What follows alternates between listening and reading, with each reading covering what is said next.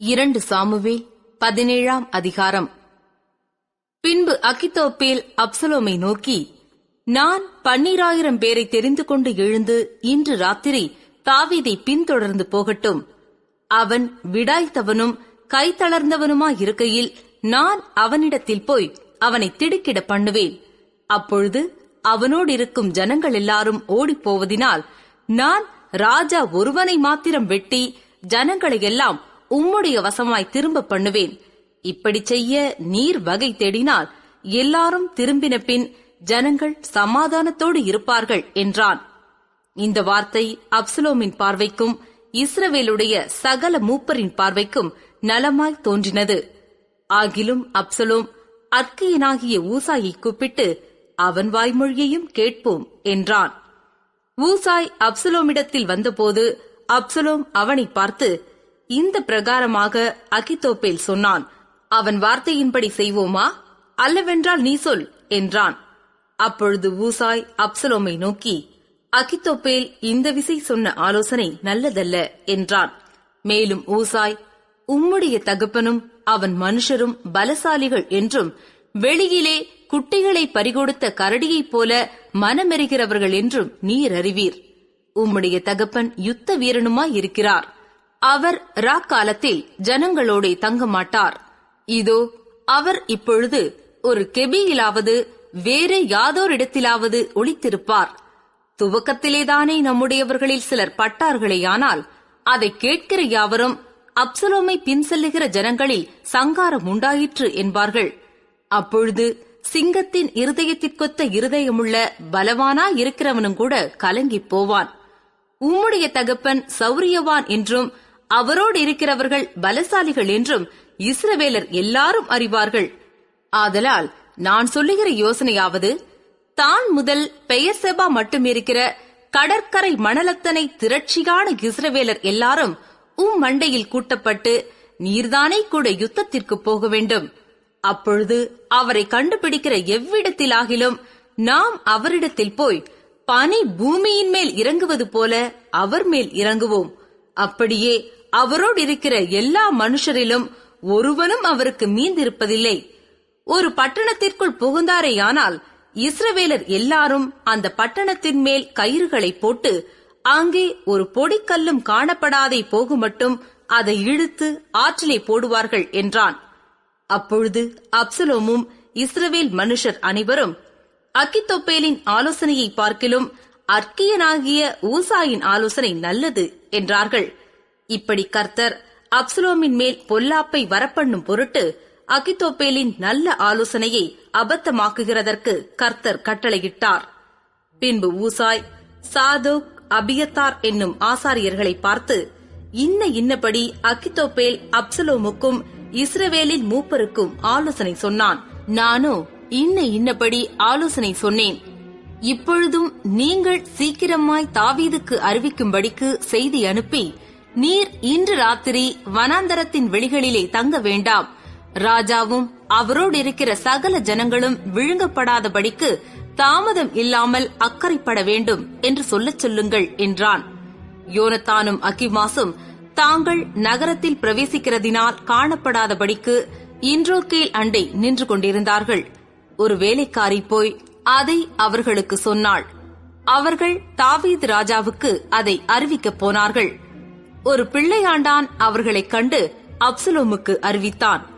ஆகையால் அவர்கள் இருவரும் சீக்கிரமாய் போய் பகூரிமில் இருக்கிற ஒரு மனுஷன் வீட்டிற்குள் பிரவேசித்தார்கள். அவன் முற்றத்தில் ஒரு கிணறு இருந்தது. அதில் இறங்கினார்கள்.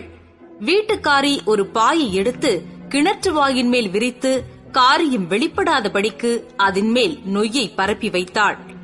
அப்சலோமின் சேவகர் அந்த ஸ்திரீயினிடத்தில் வீட்டிற்குள் வந்து, அகிமாசும் யோனத்தானும் எங்கே என்று கேட்டார்கள்.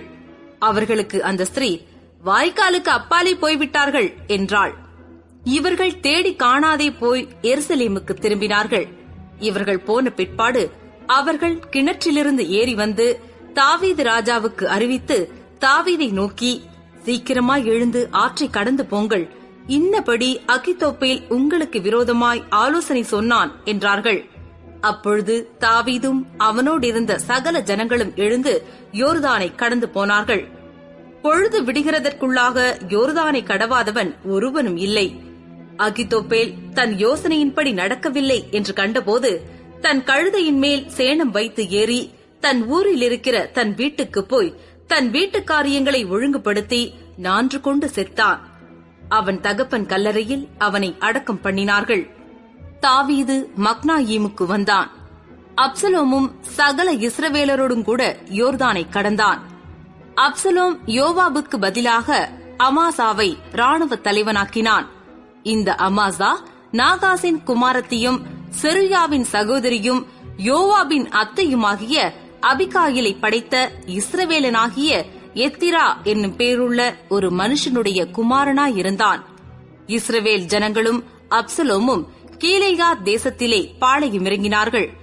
தாவீது மக்னாயீமில் சேர்ந்தபோது அம்மோன் புத்திரரின் தேசத்து ரப்பா பட்டணத்தானாகிய சோபி என்னும் நாகாசின் குமாரனும் லோதிபார் ஊரானான அம்மியேலின் குமாரன் மாகீரும் ரோகிலிம் ஊரானும் கீலேத்தியனுமாகிய பர்சிலாவும் மெத்திகளையும் கலங்களையும் மண்பாண்டங்களையும் கோதுமையையும் வாற்கோதுமையையும் மாவையும் வறுத்த பயிற்றையும் பெரும் பயிற்றையும் சிறு பயிற்றையும் வறுத்த சிறு பயிற்றையும் தேனையும் வெண்ணெயையும் ஆடுகளையும் பால் கட்டிகளையும் தாவீதுக்கும் அவனோடு இருந்த ஜனங்களுக்கும் சாப்பிடுகிறதற்கு கொண்டு வந்தார்கள். அந்த ஜனங்கள் வனாந்தரத்திலே பசியும் இளைப்பும் தவனமுமாயிருப்பார்கள் என்று இப்படி செய்தார்கள். 2 சாமுவேல் 18 அதிகாரம். தாவீது தன்னோடு இருந்த ஜனங்களை இலக்கம் பார்த்து அவர்கள் மேல் 1000க்கு அதிபதிகளையும் 100க்கு அதிபதிகளையும் வைத்து, பின்பு தாவீது ஜனங்களில் 1/3 பங்கை யோவாபின் வசமாகவும் 1/3 பங்கை செருயாவின் குமாரனும் யோவாபின் சகோதரனுமான அபிசாயின் வசமாகவும் 1/3 பங்கை கித்தியனாகிய ஈத்தாயின் வசமாகவும் அனுப்பி, நானும் உங்களோடே கூட புறப்பட்டு வருவேன் என்று ராஜா ஜனங்களிடத்தில் சொன்னான். ஜனங்களோ, நீர் புறப்பட வேண்டாம், நாங்கள் முறிந்தோடி போனாலும் அவர்கள் எங்கள் காரியத்தை ஒரு பொருட்டாக எண்ண மாட்டார்கள். எங்களில் பாதி பேர் செத்துப் போனாலும் எங்கள் காரியத்தை பற்றி கவலைப்பட மாட்டார்கள். நீரோ எங்களில் 10,000 பேருக்கு சரி. நீர் பட்டணத்தில் இருந்து கொண்டு எங்களுக்கு உதவி செய்கிறது எங்களுக்கு நலமாயிருக்கும் என்றார்கள். அப்பொழுது ராஜா அவர்களை பார்த்து, உங்களுக்கு நலமாய் தோன்றுகிறதை செய்வேன் என்று சொல்லி ராஜா ஒலிமுக வாசல் ஓரத்திலே நின்றான். ஜனங்கள் எல்லாரும் 100 1000 புறப்பட்டார்கள். ராஜா யோவாபையும் அபிசாயையும் ஈத்தாயையும் நோக்கி, பிள்ளையாண்டானாகிய அப்சலோமே, என் நிமித்தம் மெதுவாய் நடப்பியுங்கள் என்று கட்டளையிட்டான். இப்படி ராஜா அப்சலோமை குறித்து அதிபதிகளுக்கெல்லாம் கட்டளையிட்டதை ஜனங்கள் எல்லாரும் கேட்டிருந்தார்கள். ஜனங்கள் வெளியே இஸ்ரவேலருக்கு எதிராக புறப்பட்ட பிற்பாடு எப்பிராயிம் காட்டிலே யுத்தம் நடந்தது. அங்கே இஸ்ரவேல் ஜனங்கள் தாவீதின் சேவகருக்கு முன்பாக முறிய அடிக்கப்பட்டார்கள். அங்கே அன்றைய தினம் 20,000 பேர் மடியத்தக்கதாக பெரிய சங்காரம் உண்டாயிற்று. யுத்தம் அந்த தேசமெங்கும் பறந்தது. அன்றைய தினம் பட்டயம் பட்சித்த ஜனங்களை பார்க்கிலும் காடு பட்சித்த ஜனம் அதிகம். அப்சலோம் தாவீதின் சேவகருக்கு எதிர்ப்பட்டான். அப்சலோம் கோவேறு கழுதையின் மேல் ஏறி வரும்போது அந்த கோவேறு கழுதை சன்னல் பின்னலான ஒரு பெரிய கர்வாலி மரத்தின் கீழ் வந்ததினால் அவனுடைய தலை கர்வாலி மரத்தில் மாட்டிக்கொண்டு அவன் வானத்துக்கும் பூமிக்கும் நடுவே தொங்கினான். அவன் ஏறியிருந்த கோவேறு கழுதை அப்பாலே போயிற்று. அதை ஒருவன் கண்டு யோவாபுக்கு அறிவித்து, இதோ அப்சலோமை ஒரு கர்வாலி மரத்திலே தொங்கு கண்டேன் என்றான். அப்பொழுது யோவாப் தனக்கு அதை அறிவித்தவனை நோக்கி, நீ அதை கண்டாயே, பின்ன ஏன் அவனை அங்கே வெட்டி தரையிலே தள்ளி போடவில்லை? நான் உனக்கு 10 வெள்ளிக்காசையும் ஒரு கச்சையையும் கொடுக்க கடமையுள்ளவனாயிருப்பேனே என்றான். அந்த மனுஷன் யோவாபை நோக்கி, என் கைகளில் 1000 வெள்ளிக்காசு நிறுத்து கொடுக்கப்பட்டாலும் நான் ராஜாவுடைய குமாரன் மேல் என் கையை நீட்ட மாட்டேன். பிள்ளையாண்டானாகிய அப்சலோமே, நீங்கள் அவரவர் காப்பாற்றுங்கள் என்று ராஜா உமக்கும் அபிசாய்க்கும் ஈத்தாய்க்கும் எங்கள் காதுகள் கேட்க கட்டளையிட்டாரே. ராஜாவுக்கு ஒரு காரியமும் மறைவாயிருக்க மாட்டாது. ஆதலால் நான் அதை செய்வேனாகில் என் பிராணனுக்கே விரோதமாக செய்பவனாவேன். நீரும் எனக்கு விரோதமாயிருப்பீர் என்றான். ஆதலால் யோவாப், நான் இப்படி உன்னோடே பேசி தாமதிக்க மாட்டேன் என்று சொல்லி தன் கையிலே 3 வல்லையங்களை எடுத்துக்கொண்டு அப்சலோம் இன்னும் கர்வாலி மரத்தின் நடுவிலே உயிரோடே தொங்குகையில் அவைகளை அவன் நெஞ்சிலே குத்தினான். அப்பொழுது யோவாபின் ஆயுததாரிகளாகிய 10 சேவகர் அப்சலோமை சூழ்ந்து அவனை அடித்து கொன்று போட்டார்கள். அப்பொழுது யோவாப் எக்காளம் ஊதி ஜனங்களை நிறுத்தி போட்டபடியினால் ஜனங்கள் இஸ்ரவேலை பின்தொடர்கிறதை விட்டு திரும்பினார்கள். அவர்கள் அப்சலோமை எடுத்து அவனை காட்டிலுள்ள ஒரு பெரிய குழியிலே போட்டு அவன் மேல் மகா பெரிய கற்குவியலை குவித்தார்கள். இஸ்ரவேலர் எல்லாரும் அவரவர் தங்கள் கூடாரங்களுக்கு ஓடிப்போனார்கள். அப்சலோம் உயிரோடு இருக்கையில், என் பேரை நினைக்க பண்ணும்படியாக எனக்கு குமாரன் இல்லை என்று சொல்லி ராஜாவின் பள்ளத்தாக்கிலே தனக்கென்று ஒரு தூணை நிறுத்தி அந்த தூணுக்கு தன் பேரை தரித்திருந்தான். அது இந்நாள் வரைக்கும் அப்சலோமின் அடையாளம் என்று சொல்லப்படும். சாதோக்கின் குமாரனாகிய அகிமாஸ், கர்த்தர் ராஜாவை அவர் சத்துருக்களின் கைக்கு நீங்களாக்கி நியாயம் செய்தார் என்னும் செய்தியை அவருக்கு கொண்டு போக நான் ஓடட்டுமே என்றான். யோவாப் அவனை நோக்கி, இன்றைய தினம் நீ செய்தியை கொண்டு போகக்கூடாது. இன்னொரு நாளிலே நீ செய்தியை கொண்டு போகலாம். ராஜாவின் குமாரன் செத்தபடியினால் இன்றைக்கு நீ செய்தியை கொண்டு போக வேண்டாம் என்று சொல்லி யோவாப் கூஷியை நோக்கி, நீ போய் கண்டதை ராஜாவுக்கு அறிவி என்றான். கூஷி யோவாபை வணங்கி ஓடினான். சாதோக்கின் குமாரனாகிய அகிமாஸ் இன்னும் யோவாபை நோக்கி, எப்படியானாலும் கூஷியின் பிறகாலே நானும் ஓடட்டுமே என்று திரும்ப கேட்டதற்கு யோவாப், என் மகனே, சொல்லும்படி உனக்கு நல்ல செய்தி இல்லாதிருக்கையில் நீ ஓட வேண்டியது என்ன என்றான். அதற்கு அவன், எப்படியானாலும் நான் ஓடுவேன் என்றான். அப்பொழுது யோவாப், ஓடு என்றான். அப்படியே அகிமாஸ் சமனான பூமி வழியாயோடி கூஷிக்கு முந்திக் கொண்டான். தாவீது 2 ஒலிமுக கெவுனி வாசலுக்கு நடுவாக உட்கார்ந்திருந்தான். ஜாமங்காக்கிறவன் அலங்கத்தில் இருக்கிற கெவுனியின் மேல் நடந்து தன் கண்களை ஏறெடுத்து, இதோ ஒரு மனுஷன் தனியே ஓடி வருகிறதைக் கண்டு கூப்பிட்டு ராஜாவுக்கு அறிவித்தான். அப்பொழுது ராஜா, அவன் ஒருவனாய் வந்தால் அவன் வாயிலே நல்ல செய்தி இருக்கும் என்றான். அவன் ஓடி கிட்ட வரும்போது ஜாமங்காக்கிறவன் வேறொருவன் ஓடி வருகிறதைக் கண்டு, அதோ பின்னொருவன் தனியே ஓடி வருகிறான் என்று வாசல் காக்கிறவனோடே கூப்பிட்டுச் சொன்னான். அப்பொழுது ராஜா, அவனும் நல்ல செய்தி கொண்டு வருகிறவன் என்றான். மேலும் ஜாமங்காக்கிறவன், முந்தினவனுடைய ஓட்டம் சாதோக்கின் குமாரன் அகிமாசுடைய ஓட்டம் போல் இருக்கிறது என்று எனக்கு தோன்றுகிறது என்றான். அப்பொழுது ராஜா, அவன் நல்ல மனுஷன், அவன் நல்ல செய்தி சொல்ல வருகிறான் என்றான். அகிமாஸ் வந்து ராஜாவை நோக்கி சமாதானம் என்று சொல்லி முகங்குப்புற விழுந்து ராஜாவை வணங்கி, ராஜாவாகி என் ஆண்டவனுக்கு விரோதமாய் தங்கள் கைகளை எடுத்த மனுஷரை ஒப்புக் கொடுத்திருக்கிற உம்முடைய தேவனாகிய கர்த்தருக்கு ஸ்தோத்திரம் உண்டாவதாக என்றான். அப்பொழுது ராஜா, பிள்ளையாண்டானாகிய அப்சலோம் சுகமாயிருக்கிறானா என்று கேட்டதற்கு அகிமாஸ், யோவாப் ராஜாவின் வேலைக்காரனையும் உம்முடைய அடியானையும் அனுப்புகிற போது ஒரு பெரிய சந்தடி இருந்தது, ஆனாலும் அது இன்னதென்று தெரியாது என்றான். அப்பொழுது ராஜா, நீ அங்கே போய் நில் என்றான். அவன் ஒரு பக்கத்தில் போய் நின்றான். இதோ கூஷி வந்து, ராஜாவாகிய என் ஆண்டவனே, நற்செய்தி, இன்று கர்த்தர் உமக்கு விரோதமாய் எழும்பின எல்லாரின் கைக்கும் உம்மை நீங்களாக்கி நியாயம் செய்தார் என்றான்.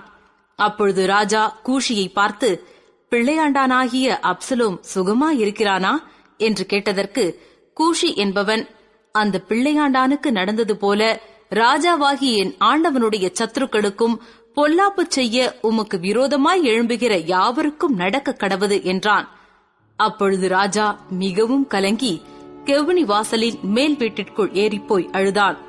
அவன் ஏறி போகையில், என் மகனாகிய அப்சலோமே, என் மகனே, என் மகனாகிய அப்சலோமே, நான் உனக்கு பதிலாக செத்தேனானால் நலமாயிருக்கும். அப்சலோமே, என் மகனே, என் மகனே என்று சொல்லி அழுதான். 2 சாமுவேல் 19 அதிகாரம். இதோ ராஜா அப்சலோமுக்காக அழுது புலம்புகிறார் என்று யோவாபுக்கு அறிவிக்கப்பட்டது. ராஜா தம்முடைய குமாரனுக்காக மனம் நொந்திருக்கிறார் என்று அன்றைய தினம் ஜனங்கள் கேள்விப்பட்டார்கள். அது நிமித்தம் அன்றைய தினம் அந்த ஜெயம் ஜனத்திற்கெல்லாம் துக்கமாய் மாறிற்று. யுத்தத்தில் முறிந்தோடுகிறதினால் வெட்கப்பட்டு திருட்டளவாய் வருகிறவர்கள் போல ஜனங்கள் அன்றைய தினம் திருட்டளவாய் பட்டணத்திற்குள் வந்தார்கள். ராஜா தன் முகத்தை மூடிக்கொண்டு மகா சத்தமாய், என் மகனாகிய அப்சலோமே, அப்சலோமாகிய என் மகனே, என் மகனே என்று அலறிக் கொண்டிருந்தான்.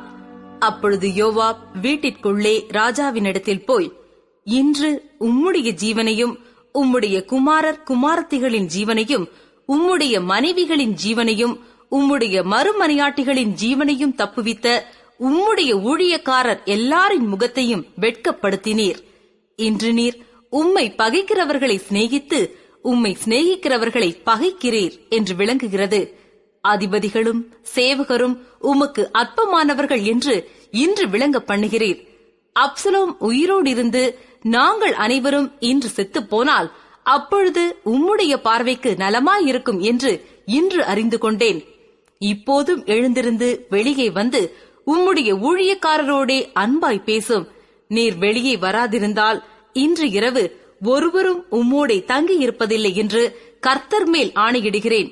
அப்பொழுது உம்முடைய சிறு வயது முதல் இதுவரைக்கும் உமக்கு நேரிட்ட எல்லா தீமையை பார்க்கிலும் அது உமக்கு அதிக தீமையாயிருக்கும் என்றான். அப்பொழுது ராஜா எழுந்து போய் ஒலிமுக வாசலில் உட்கார்ந்தான். இதோ ராஜா ஒலிமுக வாசலில் உட்கார்ந்திருக்கிறார் என்று சகல ஜனங்களுக்கும் அறிவிக்கப்பட்ட போது ஜனங்கள் எல்லாரும் ராஜாவுக்கு முன்பாக வந்தார்கள். இஸ்ரவேலரோவெனில் அவரவர் தங்கள் கூடாரங்களுக்கு ஓடிப்போனார்கள். இஸ்ரவேலுடைய சகல கோத்திரங்களிலும் உள்ள சகல ஜனங்களுக்குள்ளும் வாக்குவாதம் உண்டாகி அவர்கள், ராஜா நம்முடைய சத்துருக்களின் கைக்கு நம்மை நீங்களாக்கிவிட்டார். அவர்தானே பெலிஸ்தரின் கைக்கு நம்மை தப்புவித்தார். இப்போதோ அப்சலோமுக்கு தப்ப தேசத்தை விட்டு ஓடிப்போனார். நமக்கு ராஜாவாக அபிஷேகம் பண்ணி வைத்த அப்சலோம் யுத்தத்திலே செத்தான். இப்போதும் ராஜாவை திரும்ப அழைத்து வராமல் நீங்கள் சும்மா இருப்பானேன் என்று சொல்லிக் கொண்டார்கள்.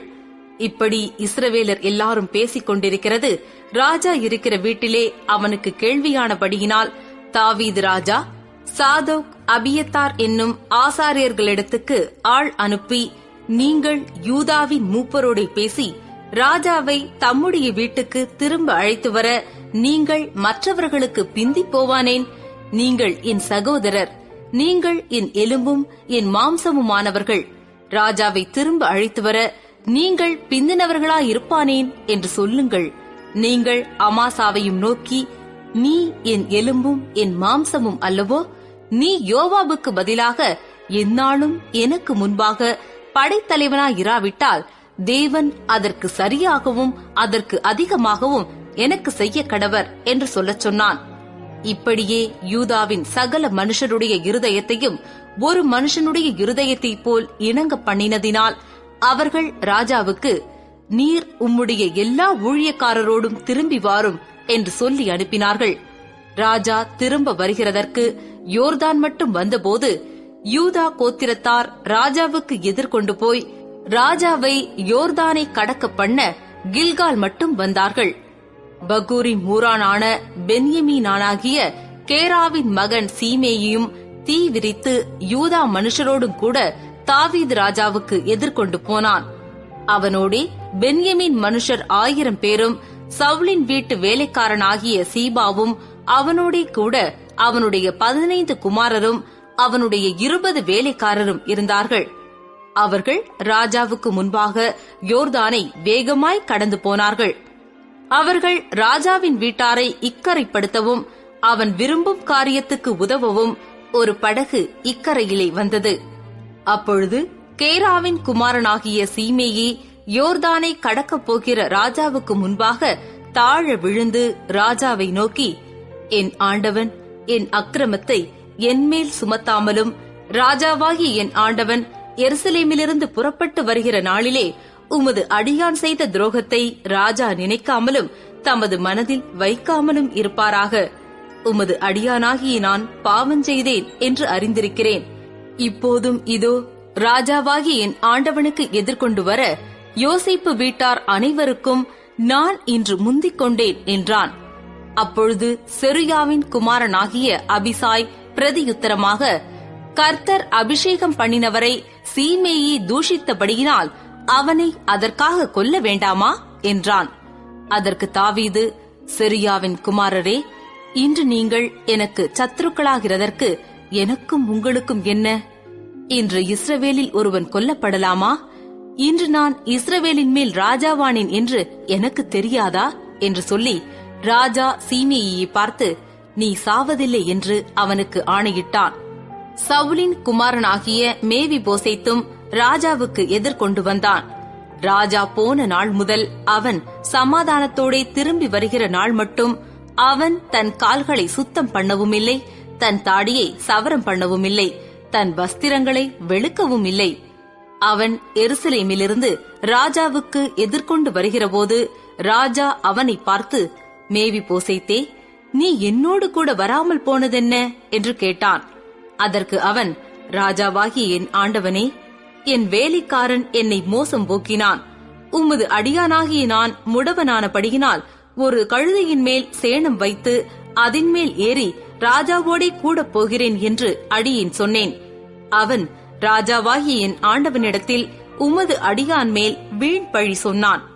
ராஜாவாகிய என் ஆண்டவனோ தேவனுடைய தூதனைப் போல இருக்கிறார். உமது பார்வைக்கு நலமாய் தோன்றுகிறபடி செய்யும். ராஜாவாகிய என் ஆண்டவனுக்கு முன்பாக என் தகப்பன் வீட்டார் எல்லாரும் சாவுக்கு ஏதுவாயிருந்தார்களே ஒழிய மற்றபடி அல்ல.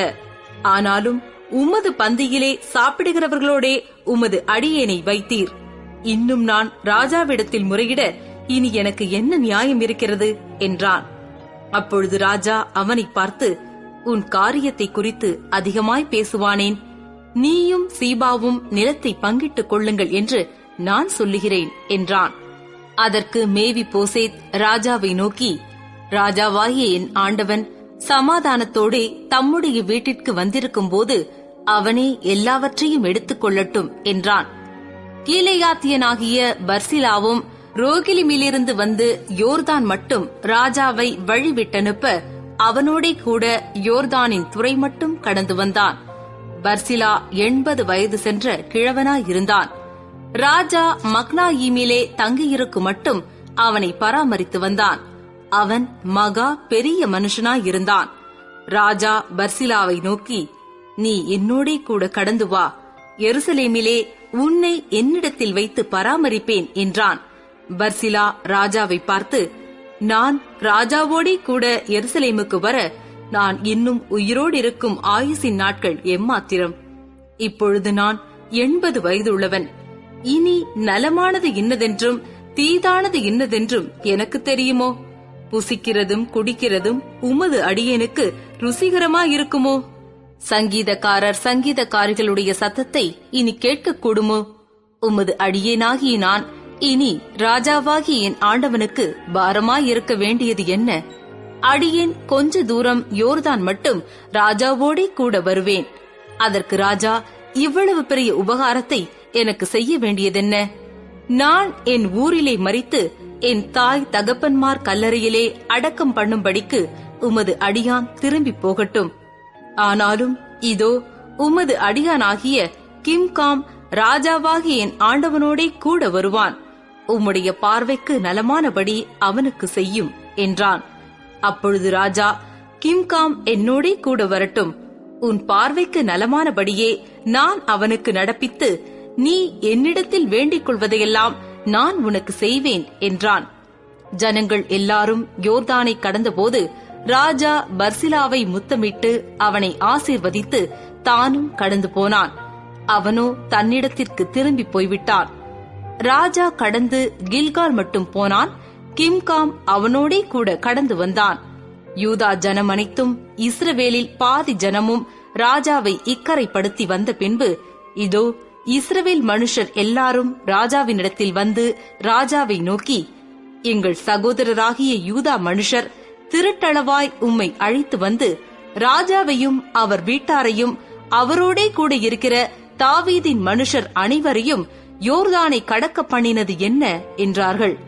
அப்பொழுது யூதா மனுஷர் எல்லாரும் இஸ்ரவேல் மனுஷருக்கு பிரதியுத்தரமாக, ராஜா எங்களை சேர்ந்தவரானபடியினால் இதை செய்தோம். இதற்காக நீங்கள் கோபிப்பானேன்? நாங்கள் ராஜாவின் கையிலே ஏதாகிலும் வாங்கி தின்றோமா? எங்களுக்கு வெகுமானம் கொடுக்கப்பட்டதோ என்றார்கள். இஸ்ரவேல் மனுஷரோ யூதா மனுஷருக்கு பிரதியுத்தரமாக, ராஜாவினிடத்தில் எங்களுக்கு 10 பங்கு இருக்கிறது. உங்களை பார்க்கிலும் எங்களுக்கு தாவீதினிடத்தில் அதிக உரிமை உண்டு. பின்ன ஏன் எங்களை அற்பமாய் எண்ணினீர்கள்? எங்கள் ராஜாவை திரும்ப அழைத்து வர வேண்டும் என்று முந்தி சொன்னவர்கள் நாங்கள் அல்லவா என்றார்கள். ஆனாலும் இஸ்ரவேல் மனுஷரின் பேச்சை பார்க்கிலும் யூதா மனுஷரின் பேச்சு பலத்தது. 2 சாமுவேல் 20ஆம் அதிகாரம். அப்பொழுது பென்யமீன் மனுஷனான பிக்கிரியின் குமாரனாகிய சேபா என்னும் பெயருள்ள பேலியாளின் மனுஷன் ஒருவன் தற்செயலாய் அங்கே இருந்தான். அவன் எக்காளம் ஊதி, எங்களுக்கு தாவீதினிடத்தில் பங்கும் இல்லை, ஈசாயின் குமாரனிடத்தில் எங்களுக்கு சுதந்திரமும் இல்லை. இஸ்ரவேலே, நீங்கள் அவரவர் தங்கள் கூடாரங்களுக்கு போய்விடுங்கள் என்றான். அப்பொழுது இஸ்ரவேல் மனுஷர் எல்லாரும் தாவீதை விட்டு பின்வாங்கி பிக்கிரியின் குமாரனாகிய சேபாவை பின்பற்றி போனார்கள். யோர்தான் தொடங்கி எருசலேம் மட்டுமுள்ள யூதா மனுஷர் தங்கள் ராஜாவை சார்ந்திருந்தார்கள். தாவீது எருசலேமிலுள்ள தன் வீட்டுக்கு வந்தபோது வீட்டை காக்க ராஜா பின்வைத்து போன 10 மறுமனையாட்டிகளையும் வருவித்து அவர்களை ஒரு காவல் வீட்டிலே வைத்து பராமரித்தான். அப்புறம் அவர்களிடத்தில் அவன் பிரவேசிக்கவில்லை. அப்படியே அவர்கள் சாகிற நாள் மட்டும் அடைக்கப்பட்டு உயிரோடு இருக்கிற நாளெல்லாம் விதவைகள் போல் இருந்தார்கள். பின்பு ராஜா அமாசாவை பார்த்து, நீ யூதா மனுஷரை 3 நாளைக்குள்ளே என்னிடத்தில் வரவழைத்து நீயும் கூட வந்து இருக்க வேண்டும் என்றான். அப்பொழுது அமாசா யூதாவை அழைப்பிக்கப் போய் தனக்கு குறித்த காலத்திலே வராமல் தாமதித்திருந்தான். அப்பொழுது தாவீது அபிசாயை பார்த்து, அப்சலோமை பார்க்கிலும் பிக்கிரியின் குமாரனாகிய சேபா இப்பொழுது நமக்கு பொல்லாப்பு செய்வான். அவன் அரணான பட்டணங்களில் வந்தடைந்து நம்முடைய கண்களுக்கு தப்பிப் போகாதபடிக்கு நீ உன் எஜமானுடைய சேவகரை கூட்டிக் கொண்டு அவனை பின்தொடர்ந்து போ என்றான். அப்படியே யோவாபின் மனுஷரும் கிரேத்தியரும் பிலேத்தியரும் சகல பலசாலிகளும் அவன் பிறகாலே புறப்பட்டு பிக்கிரியின் குமாரனாகிய சேபாவை பின்தொடர எருசலேமிலிருந்து போனார்கள். அவர்கள் கிபியோன் கிட்ட இருக்கிற பெரிய கல்லண்டையிலே வந்தபோது அமாசா அவர்களுக்கு எதிர்பட்டு வந்தான். யோவாபோ தான் உடுத்திக் கொண்டிருக்கிற தன் சட்டையின் மேல் ஒரு கச்சையை கட்டிக் கொண்டிருந்தான். அதில் உரையோடே ஒரு பட்டயம் அவன் இடுப்பண்டையிலே தொங்கிற்று. அவன் புறப்படுகையில் அது விழுந்தது. அப்பொழுது யோவாப் அமாசாவை பார்த்து, என் சகோதரனே, சுகமாயிருக்கிறாயா என்று சொல்லி அமாசாவை முத்தஞ்செய்யும்படி தன் வலது கையினால் அவன் தாடியை பிடித்து தன் கையில் இருக்கிற பட்டயத்திற்கு அமாசா எச்சரிக்கையாயிராத போது யோவாப் அவனை அவன் குடல்கள் தரையிலே சரிந்து போகத்தக்கதாய் அதனால் வயிற்றிலே ஒரே குத்தாக குத்தினான். அவன் செத்துப் போனான். அப்பொழுது யோவாபும் அவன் சகோதரனாகிய அபிசாயும் பிக்கிரியின் குமாரனாகிய சேபாவை பின்தொடர்ந்தார்கள். யோவாபுடைய வாலிபரில் ஒருவன் செத்தவன் அண்டையிலே நின்று, யோவாபின் மேல் பிரியப்படுகிறவன் எவனோ, தாவீதின் பட்சத்தில் இருக்கிறவன் எவனோ, அவன் யோவாபை பின்பற்றி போவானாக என்றான். அமாசா நடு வழியிலே இரத்தத்திலே புரண்டு கிடந்தபடியினால் ஜனங்கள் எல்லாரும் தரித்து நிற்பதை அவன் கண்டு அமாசாவை வழியிலிருந்து வயலிலே இழுத்து போட்டான். அவன் அண்டையில் வருகிறவர்கள் எல்லாரும் தரித்து நிற்பதைக் கண்டு ஒரு வஸ்திரத்தை அவன் மேல் போட்டான். அவன் வழியிலிருந்து எடுத்து போடப்பட்ட பிற்பாடு எல்லாரும் கடந்து பிக்கிரியின் குமாரனாகிய சேபாவை தொடர யோவாபுக்கு பின் சென்றார்கள். அவன் இஸ்ரவேல் கோத்திரங்களையெல்லாம் சுற்றி பெத்மாக்காவாகிய ஆபேல் மட்டாகவும் பேரீமின் கடைசி மட்டாகவும் வந்திருந்தான். அவ்விடத்தாரும் கூடி தாங்களும் அவனுக்கு பின் சென்றார்கள். அவர்கள் போய் பெத்மாக்காவாகிய ஆபேலிலே அவனை முற்றுகை போட்டு பட்டணத்திற்கு எதிராக தெற்று வரைக்கும் கொத்தளம் போட்டார்கள். யோவாபோடே இருக்கிற ஜனங்கள் எல்லாரும் அலங்கத்தை விழ பண்ணும்படி அழிக்க எத்தனம் பண்ணினார்கள். அப்பொழுது புத்தியுள்ள ஒரு ஸ்திரீ பட்டணத்திலிருந்து சத்தமிட்டு, கேளுங்கள் கேளுங்கள், நான் யோவாபோடே பேச வேண்டும், அவரை இங்கே கிட்ட வரச் சொல்லுங்கள் என்றாள். அவன் அவளுக்கு சமீபத்தில் வந்தபோது அந்த ஸ்திரீ, நீர்தானா யோவாப் என்று கேட்டாள். அவன், நான் தான் என்றான். அப்பொழுது அவள் அவனை பார்த்து, உமது அடியாளின் வார்த்தைகளை கேளும் என்றாள். அவன், கேட்கிறேன் என்றான்.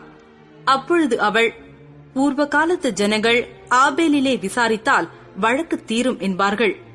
இஸ்ரவேலிலே நான் சமாதானமும் உண்மையும் உள்ளவளாயிருக்கையில், நீர் இஸ்ரவேலிலே தாய் பட்டணமாயிருக்கிறதை நிர்மூலமாக்க பார்க்கிறீரோ?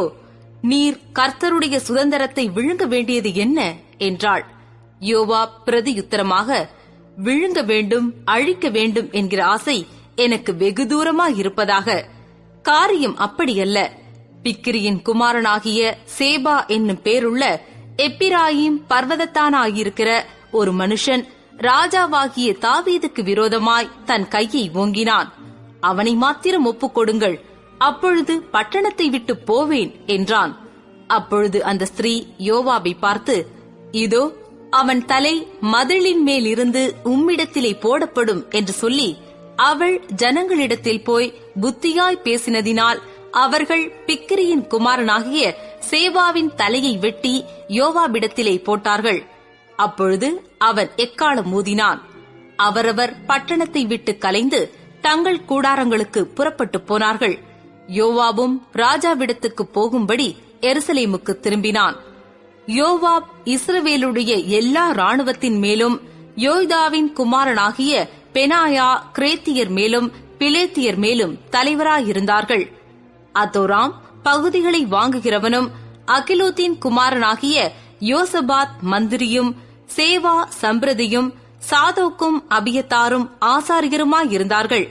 யயீரியனாகிய ஈராவும் தாவீதுக்கு பிரதானியாயிருந்தான். 2 சாமுவேல் 21 அதிகாரம். தாவீதின் நாட்களில் 3 வருஷம் ஓயாத பஞ்சம் உண்டாயிருந்தது. அப்பொழுது தாவீது கர்த்தருடைய சமூகத்தில் விசாரித்தான்.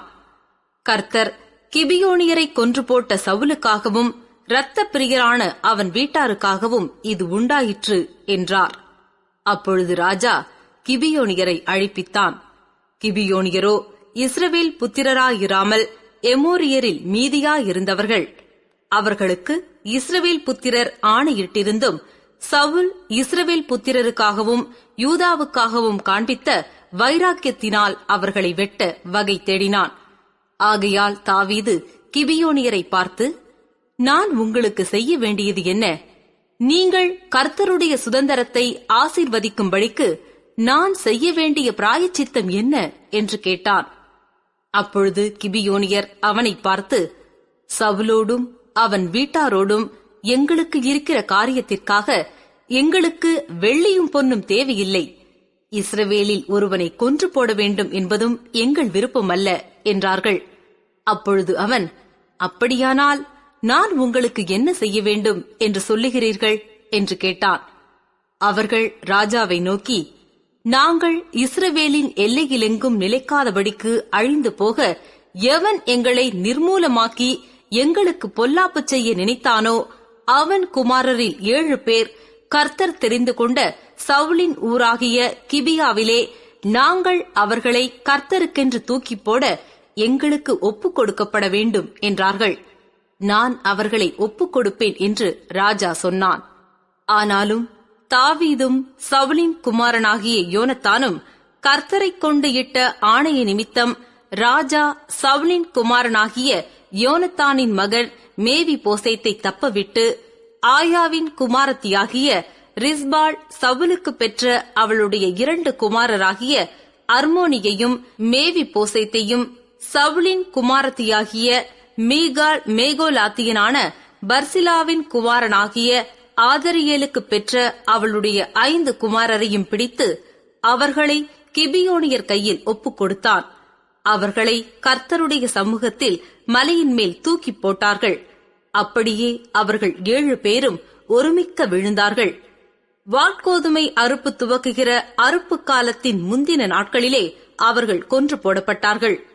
அப்பொழுது ஆயாவின் குமாரத்தியாகிய ரிஸ்பால் இருட்டுப் புடவையை எடுத்துக்கொண்டு போய் அதை பாறையின் மேல் விரித்து, அறுப்பு நாளின் துவக்கம் முதற்கொண்டு வானத்திலிருந்து அவர்கள் மேல் மழை பெய்யுமட்டும் பகலில் ஆகாயத்து பறவைகளாகிலும் இரவில் காட்டு மிருகங்களாகிலும் அவர்கள் மேல் விழ ஒட்டாதிருந்தாள்.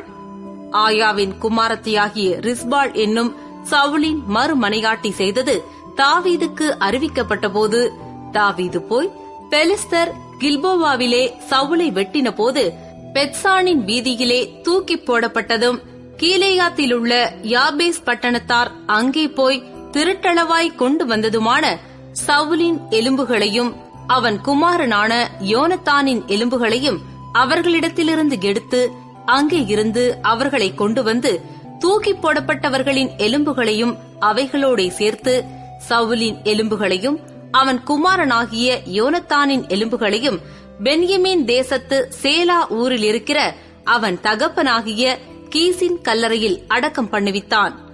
ராஜா கட்டளையிட்டபடியெல்லாம் செய்தார்கள். அதற்கு பின்பு தேவன் தேசத்திற்காக செய்யப்பட்ட வேண்டுதலை கேட்டருளினார். பின்பு பெலிஸ்தர் இஸ்ரவேலின் மேல் யுத்தம் செய்தார்கள். அப்பொழுது தாவீதும் அவனோடே கூட அவன் சேவகரும் போய் பெலிஸ்தரோடு யுத்தம் பண்ணினார்கள். தாவீது விடாய்த்து போனான். அப்பொழுது 300 சேக்கல் நிறை வெண்கலமான ஈட்டியை பிடிக்கிறவனும் புது பட்டயத்தை அறையிலே கட்டிக் கொண்டவனுமான இஸ்பிபெனோப் என்னும் ராட்சத புத்திரரில் ஒருவன் தாவீதை வெட்ட வேண்டும் என்றிருந்தான். செரியாவின் குமாரனாகிய அபிசாய் ராஜாவுக்கு உதவியாக வந்து பெலிஸ்தனை வெட்டி கொன்று போட்டான். அப்பொழுது தாவீதின் மனுஷர், இஸ்ரவேலின் விளக்கு அணைந்து போகாதபடிக்கு நீர் இனி எங்களோடே யுத்தத்திற்கு புறப்பட வேண்டாம் என்று அவனுக்கு ஆணையிட்டு சொன்னார்கள். அதற்கு பின்பு பெலிஸ்தரோடே திரும்பவும் கோபிலே யுத்தம் நடந்தது. ஊசாத்தியனாகிய சீபேக்காய் ராட்சத சந்ததியான சாப்பை வெட்டி போட்டான். பெலிஸ்தரோடு இன்னும் வேறொரு யுத்தம் கோபிலே உண்டான போது யாரையோர்கிமின் குமாரனாகிய எல்கானான் என்னும் பெத்லகேமியன் காத் ஊரானாகிய கோலியாத்தின் சகோதரனை வெட்டினான்.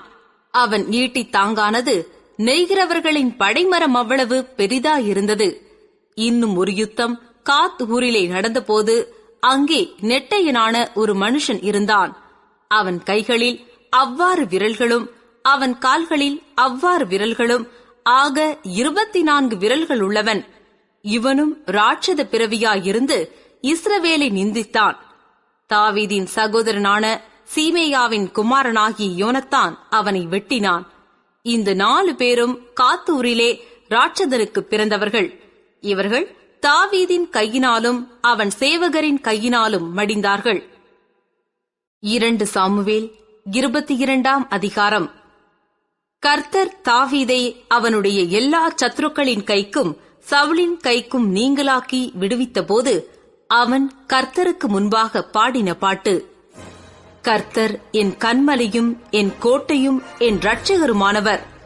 தேவன் நான் நம்பியிருக்கிற துருக்கமும் என் கேடகமும் என் இரட்சணிய கொம்பும் என் உயர்ந்த அடைக்கலமும் என் புகலிடமும் என் இரட்சகருமானவர்.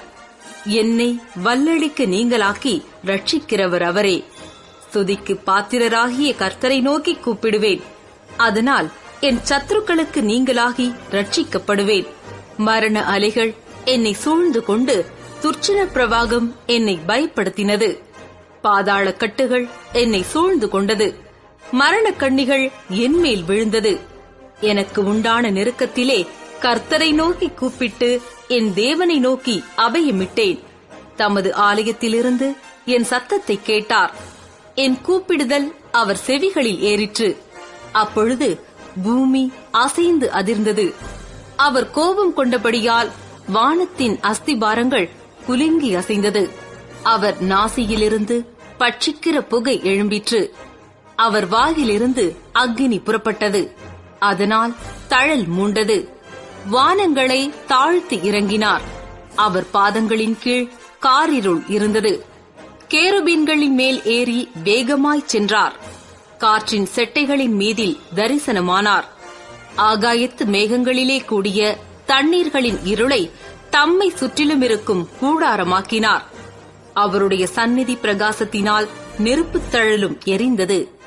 கர்த்தர் வானத்திலிருந்து குமுறி உன்னதமானவர் தமது சத்தத்தை தொனிக்க பண்ணினார். அவர் அம்புகளை எய்து அவர்களை சிதற அடித்து மின்னல்களை பிரயோகித்து அவர்களை கலங்க பண்ணினார். கர்த்தருடைய கண்டிதத்தினாலும் அவருடைய நாசியின் சுவாச காற்றினாலும் சமுத்திரத்தின் மதகுகள் திறவுண்டு பூதளத்தின் அஸ்திபாரங்கள் காணப்பட்டது. உயரத்திலிருந்து அவர் கை நீட்டி என்னை பிடித்து ஜலப்பிரவாகத்தில் இருக்கிற என்னை தூக்கிவிட்டார். என்னிலும் பலவான்களாயிருந்த என் பலத்த சத்ருவுக்கும் என் பகைஞருக்கும் என்னை விடுவித்தார். என் ஆபத்து நாளிலே எனக்கு எதிரிட்டு வந்தார்கள், கர்த்தரோ எனக்கு ஆதரவாயிருந்தார். என்மேல் அவர் பிரியமாயிருந்தபடியால் விசாலமான இடத்திலே என்னை கொண்டு வந்து என்னை தப்புவித்தார். கர்த்தர் என் நீதிக்கு தக்கதாக எனக்கு பதிலளித்தார். என் கைகளின் சுத்தத்திற்கு தக்கதாக எனக்கு சரி கட்டினார்.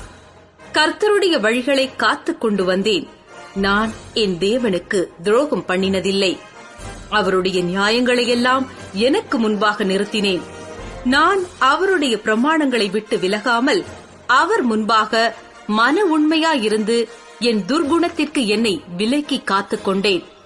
ஆகையால் கர்த்தர் என் நீதிக்கு தக்கதாகவும் தம்முடைய கண்களுக்கு முன் இருக்கிற என் சுத்தத்திற்கு தக்கதாகவும் எனக்கு பலனளித்தார். தயவுள்ளவனுக்கு நீர் தயவுள்ளவராகவும் உத்தமனுக்கு நீர் உத்தமராகவும் புனிதனுக்கு நீர் புனிதராகவும் மாறுபாடானவனுக்கு நீர் மாறுபடுகிறவராகவும் தோன்றுவீர். சிறுமைப்பட்ட ஜனத்தை இரட்சிப்பீர். மேட்டிமையானவர்களை தாழ்த்த உம்முடைய கண்கள் அவர்களுக்கு விரோதமாய் திருப்பப்பட்டிருக்கிறது. கர்த்தராகிய தேவரீர் என் விளக்காயிருக்கிறீர். கர்த்தர் என் இருளை வெளிச்சமாக்குகிறவர். உம்மாலே நான் ஒரு சேனைக்குள் பாய்ந்து போவேன். என் தேவனாலே ஒரு மதிலை தாண்டுவேன். தேவனுடைய வழி உத்தமமானது. கர்த்தருடைய வசனம் புடமிடப்பட்டது. தம்மை நம்புகிற அனைவருக்கும் அவர் கேடகமாயிருக்கிறார். கர்த்தரை அல்லாமல் தேவன் யார்? நம்முடைய தேவனையன்றி கன்மலையும் யார்? தேவன் எனக்கு பலத்த அரணானவர். அவர் என் வழியை செவ்வைப்படுத்துகிறவர். அவர் என் கால்களை மான்களுடைய கால்களைப் போலாக்கி என் உயர் தலங்களில் என்னை நிறுத்துகிறார். வெண்கல வில்லும் என் புயங்களால் வளையும்படி என் கைகளை யுத்தத்திற்கு பழக்குவிக்கிறார். உம்முடைய இரட்சிப்பின் கேடகத்தையும் எனக்கு தந்தீர். உம்முடைய காருணியம் என்னை பெரியவனாக்கும். என் கால்கள் வழுவாதபடிக்கு நான் நடக்கிற வழியை அகலமாக்கினீர். என் சத்துருக்களை பின்தொடர்ந்து அவர்களை அழிப்பேன். அவர்களை நிர்மூலமாக்கும் வரைக்கும் திரும்பேன். அவர்கள் எழுந்திருக்க மாட்டாதபடிக்கு என் பாதங்களின் கீழ் விழுந்தார்கள். அவர்களை முறியடித்து வெட்டினேன். யுத்தத்திற்கு நீர் என்னை பலத்தால் இடைக்கட்டி என்மேல் எழும்பினவர்களை என் கீழ் மடங்க பண்ணினீர். நான் என் பகைஞரை சங்கரிக்கும்படியாக என் சத்துருக்களின் பிடரியை எனக்கு ஒப்புக் கொடுத்தீர். அவர்கள் நோக்கி பார்க்கிறார்கள், அவர்களை ரட்சிப்பார் ஒருவருமில்லை. கர்த்தரை நோக்கி பார்க்கிறார்கள், அவர்களுக்கு அவர் உத்தரவு கொடுக்கிறதில்லை. அவர்களை பூமியின் தூளாக இடித்து தெருக்களின் சேற்றைப் போல அவர்களை மிதித்து சிதற பண்ணுகிறேன். என் ஜனத்தின் சண்டைகளுக்கு நீர் என்னை விலக்கிவிட்டு ஜாதிகளுக்கு என்னை தலைவனாக வைக்கிறீர். நான் அறியாத ஜனங்கள் என்னை சேவிக்கிறார்கள். அந்நியர் இச்சகம் பேசி எனக்கு அடங்கி என் சத்தத்தை கேட்டவுடனே எனக்கு கீழ்ப்படுகிறார்கள். அந்நியர் முனை விழுந்து போய் தங்கள் அரண்களிலிருந்து தத்தளிப்பாய் புறப்படுகிறார்கள். கர்த்தர் ஜீவனுள்ளவர். என் கன்மலையானவர் ஸ்தோத்தரிக்கப்படுவாராக. என் ரட்சிப்பின் கன்மலையாகிய தேவன் உயர்ந்திருப்பாராக.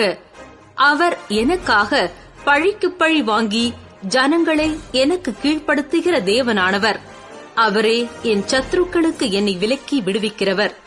எனக்கு விரோதமாய் எழும்புகிறவர்கள் மேல் என்னை உயர்த்தி கொடுமையான மனுஷனுக்கு என்னை தப்புவிக்கிறீர். இது நிமித்தம் கர்த்தாவே, ஜாதிகளுக்குள் உம்மை துதித்து உம்முடைய நாமத்திற்கு சங்கீதம் பாடுவேன்.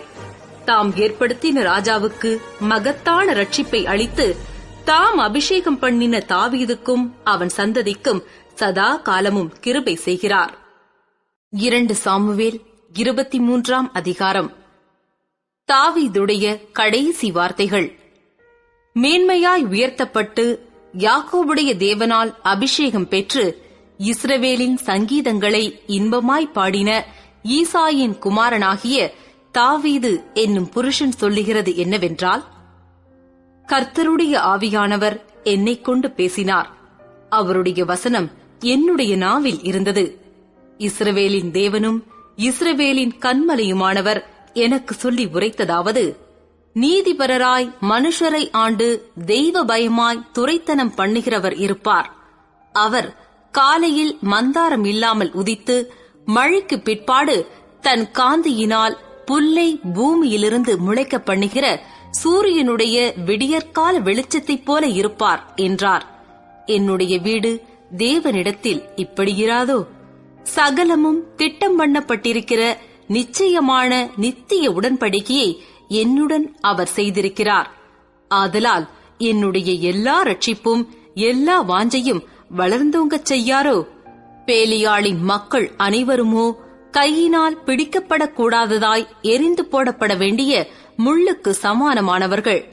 அவைகளை ஒருவன் தொடப்போனால் இருப்பாயுதத்தையும் ஈட்டித்தாங்கையும் கெட்டியாய் பிடித்துக் கொள்ள வேண்டும். அவைகள் இருக்கிற இடத்தில்தானே அக்கினியினால் முற்றும் சுட்டரிக்கப்படும் என்றான். தாவீதுக்கு இருந்த பராக்கிரமசாலிகளின் நாமங்களாவன: தக்கெமோனியின் குமாரனாகிய யோசிபா செபத் என்பவன் சேர்வைக்காரரின் தலைவன். இவன் 800 பேர்களின் மேல் விழுந்து அவர்களை ஒருமிக்க வெட்டி போட்ட அதினோஏஸ்னி ஊரானானவன். இவனுக்கு இரண்டாவது அகோயின் குமாரனாகிய தோத்தோவின் மகன் எலெயாசார் என்பவன். இவன் பெலிஸ்தர் யுத்தத்திற்கு கூடின ஸ்தலத்திலே இஸ்ரவேல் மனுஷர் போகையில் தாவீதோடே இருந்து பெலிஸ்தரை நிந்தித்த 3 பராக்கிரமசாலிகளில் ஒருவனாயிருந்தான். இவன் எழும்பி தன் கை சலித்து தன் கை பட்டயத்தோடு ஒட்டிக்கொள்ளு மட்டும் பெலிஸ்தரை வெட்டினான். அன்றைய தினம் கர்த்தர் பெரிய ரட்சிப்பை நடப்பித்தார். ஜனங்கள் கொள்ளையிட மாத்திரம் அவனை பின் சென்றார்கள். இவனுக்கு மூன்றாவது ஆகேயின் குமாரனாகிய சம்மா என்னும் ஆராரியன். சிறு பயறு நிறைந்த வயலிருந்த இடத்திலே பெலிஸ்தர் ஏராளமாய் கூடி ஜனங்கள் பெலிஸ்தரைக் கண்டு ஓடுகிறபோது இவன் அந்த நிலத்தின் நடுவிலே நின்று அதை காப்பாற்றி பெலிஸ்தரை மடங்கடித்துப் போட்டான். அதனால் கர்த்தர் பெரிய ரட்சிப்பை நடப்பித்தார். 30 தலைவருக்குள்ளே இந்த 3 பேரும் அறுப்பு நாளிலே அதுல்லாம் கெபியிலே தாவீதிடத்தில் போயிருந்தார்கள். பெலிஸ்தரின் தண்டு ரெப்பாயின் பள்ளத்தாக்கிலே பாளையமிறங்கின போது தாவீது அரணான ஒரு இடத்தில் இருந்தான். அப்பொழுது பெலிஸ்தரின் தாணையம் பெத்லஹேமிலே இருந்தது. தாவீது பெத்லஹேமின் ஒலிமுக வாசலில் இருக்கிற கிணற்றின் தண்ணீரின் மேல் ஆவல் கொண்டு, என் தாகத்திற்கு கொஞ்சம் தண்ணீர் கொண்டு வருகிறவன் யார் என்றான்.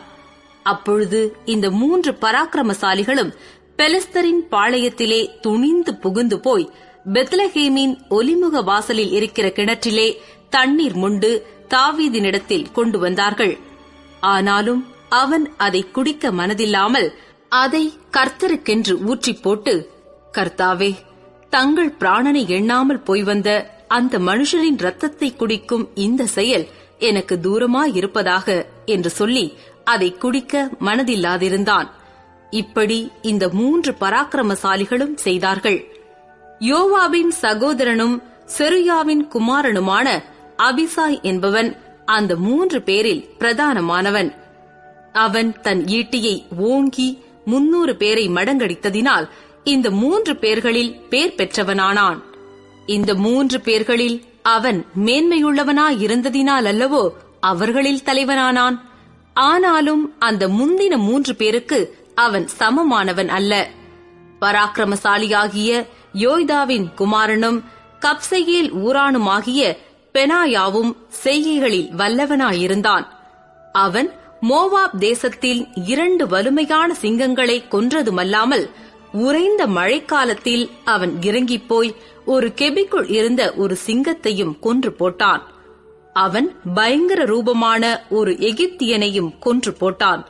அந்த எகிப்தியன் கையில் ஒரு ஈட்டி இருக்கையில் இவன் ஒரு தடியை பிடித்து அவனிடத்தில் போய் அந்த எகிப்தியன் கையிலிருந்த ஈட்டியை பறித்து அவன் ஈட்டியினாலே அவனை கொன்று போட்டான்.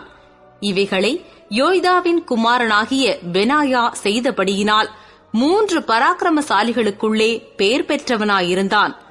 30 பேரிலும் இவன் மேன்மையுள்ளவன். ஆனாலும் அந்த முந்தின 3 பேருக்கும் இவன் சமானமானவன் அல்ல. இவனை தாவீது தன் மெய்க்காவலருக்கு தலைவனாக வைத்தார். யோவாபின் தம்பி ஆசகேல் மற்ற 30 பேரில் ஒருவன். அவர்கள் யாரெனில், பெத்லஹேம் ஊரானாகிய தோத்தோவின் குமாரன் எல்கானான், ஆரோத்தியனாகிய சம்மா, ஆரோத்தியனாகிய எலிகா, பல்தியனாகிய ஏலேஸ், இக்கேசின் குமாரனாகிய ஈரா என்னும் தெக்கோவியன், ஆனதோத்தியனாகிய அபியேசர், ஊசாத்தியனாகிய மெபுன்னாயி, அகோக்கியனாகிய சல்மோன், நெத்தோபாத்தியனாகிய மகராயி, பானாவின் குமாரனாகிய ஏலேப் என்னும் நெத்தோபாத்தியன், பென்யமின் புத்திரரின் கிபியா ஊரானாகிய ரிபாயின் குமாரன் இத்தாயி, பிரத்தோனியனாகிய பெனாயா, காகாஸ் நீரோடைகளின் தேசத்தானாகிய ஈத்தாயி, அர்பாத்தியனாகிய அபி அல்போன், பருமியனாகிய அஸ்மாவேத், சால்போனியனாகிய எலியூபா, யாசேனின் குமாரரில் யோனத்தான் என்பவன், ஆராரியனாகிய சம்மா, சாராரின் குமாரனாகிய அகியாம் என்னும் ஆராரியன், மாகாத்தியனின் குமாரனாகிய அகஸ்பாயின் மகன் எலிபெலேத், கீலோனியனாகிய அகித்தொப்பேலின் குமாரன் எலியாம் என்பவன், கர்மேலியனாகிய எஸ்ராயி, அர்பியனாகிய பாராயி, சோபா ஊரானாகிய நாத்தானின் குமாரன் ஈகால், காதியனாகிய பானி, அம்மோனியனாகிய சேலேக், செருயாவின் குமாரனாகிய யோவாபின் ஆயுததாரியான பெரோத்தியனாகிய நகராய், இத்ரியனாகிய ஈரா, இத்ரியனாகிய காரேப், ஏத்தியனாகிய உரியா என்பவர்களே. ஆக 37 பேர். 2 சாமுவேல் 24ஆம் அதிகாரம். கர்த்தருடைய கோபம் திரும்ப இஸ்ரவேலின் மேல் மூண்டது. இஸ்ரவேல் யூதா என்பவர்களை இலக்கம் பார் என்று அவர்களுக்கு விரோதமாய் சொல்லுகிறதற்கு தாவீது ஏவப்பட்டான்.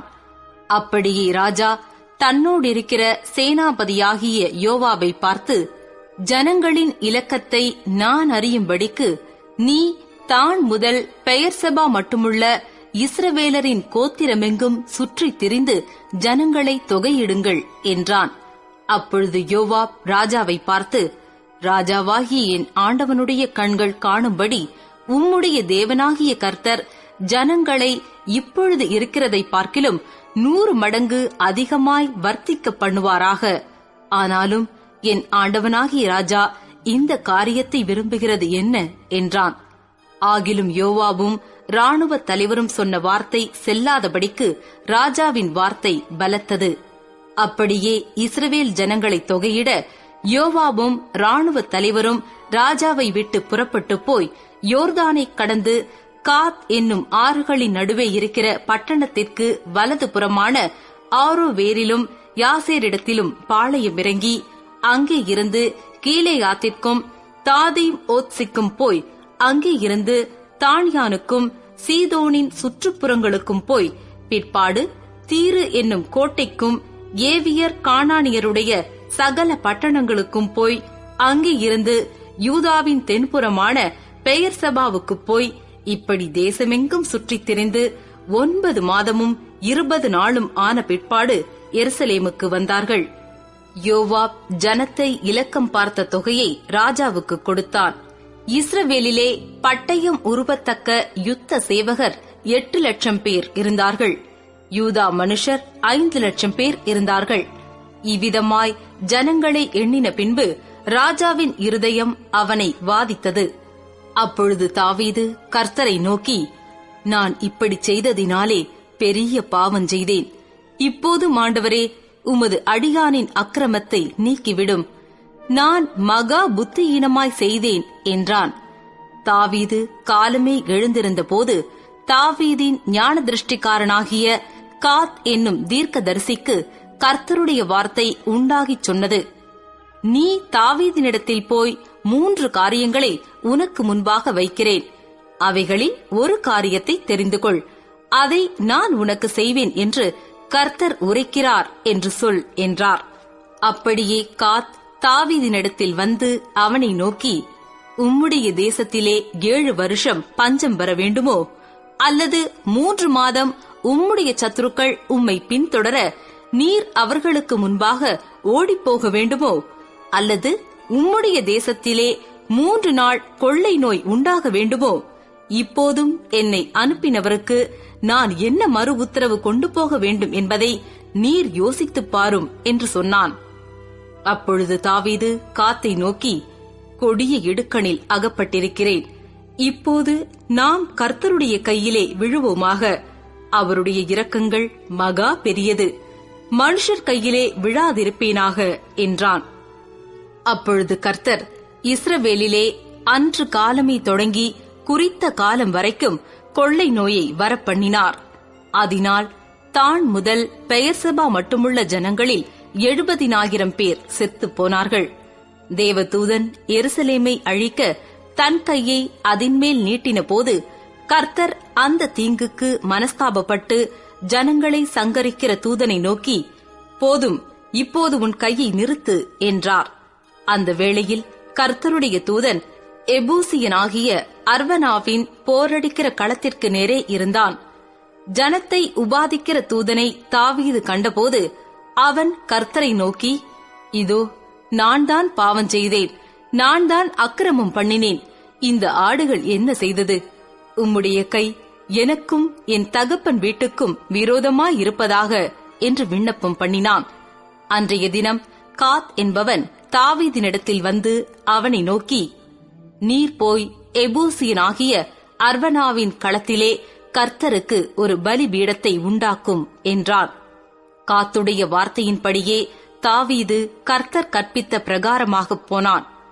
அர்வனா ஏறிட்டு பார்த்து, ராஜாவும் அவனுடைய ஊழியக்காரரும் தன்னிடத்தில் வருகிறதைக் கண்டு அர்வனா எதிர்கொண்டு போய் தரை மட்டும் குனிந்து ராஜாவை வணங்கி, ராஜாவாகி என் ஆண்டவன் தமது அடியானிடத்தில் வருகிற காரியம் என்ன என்று கேட்டதற்கு தாவீது, வாதை ஜனத்தை விட்டு நிறுத்தப்பட கர்த்தருக்கு ஒரு பலிபீடத்தை கட்டும்படிக்கு இந்த களத்தை உன் கையிலே கொள்ள வந்தேன் என்றான். அர்வனா தாவீதை பார்த்து, ராஜாவாகி என் ஆண்டவன் இதை வாங்கிக் கொண்டு தம்முடைய பார்வைக்கு நலமானபடி பலியிடுவாராக. இதோ, தகன பலிக்கு மாடுகளும் விறகுக்கு போரடிக்கிற உருளைகளும் மாடுகளின் நுகத்தடிகளும் இங்கே இருக்கிறது என்று சொல்லி அர்வனா ராஜயோக்கியமாய் அவை எல்லாவற்றையும் ராஜாவுக்கு கொடுத்த பின்பு அர்வனா ராஜாவை நோக்கி, உம்முடைய தேவனாகிய கர்த்தர் உம்மிடத்தில் கிருபையாயிருப்பாராக என்றான்.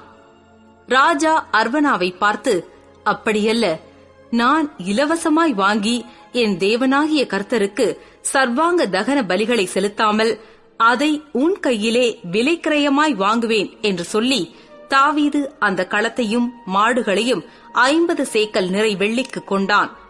அங்கே தாவீது கர்த்தருக்கு ஒரு பலிபீடத்தை கட்டி சர்வாங்க தகன பலிகளையும் சமாதான பலிகளையும் செலுத்தினான். அப்பொழுது கர்த்தர் தேசத்துக்காக செய்யப்பட்ட வேண்டுதலை கேட்டருளினார். இஸ்ரவேலின் மேலிருந்த அந்த வாதை நிறுத்தப்பட்டது.